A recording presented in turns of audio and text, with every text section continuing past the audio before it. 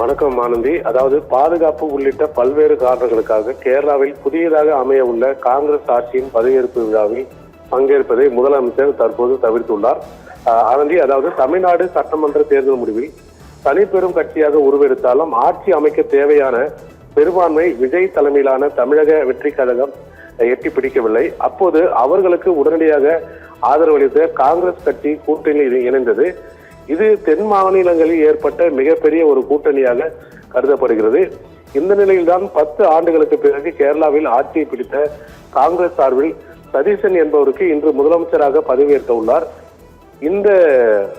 இதில் பங்கேற்க தமிழ்நாடு முதலமைச்சர் விஜய்க்கு அழைப்பு விடுக்கப்பட்டது. ஆனாலும் பாதுகாப்பு உள்ளிட்ட பல்வேறு காரணங்களால் அவர் இன்றைய கேரளா பயணத்தை ரத்து செய்துள்ளதாக தகவல் வெளியாகியுள்ளது.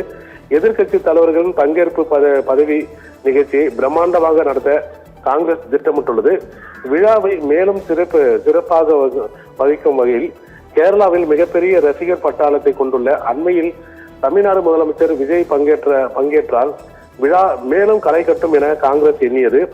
ஆனால் புதியதாக பொறுப்பேற்றுள்ள அரசின் மீதுள்ள அதிகப்படியான பணிகள் மற்றும் பாதுகாப்பு காரணங்களால் இந்த கேரளா பயணத்தை விஜய் ரத்து செய்துள்ளதாக தகவல் தெரிவிக்கின்றனர். ஆனந்தி, அவரது கடந்த கால கேரளா பயணங்கள் கட்டுக்கடங்காத கூட்ட நெரிசல் ஏற்படுத்தி நிர்வாக சிக்கல்களை ஏற்படுத்தியுள்ளன.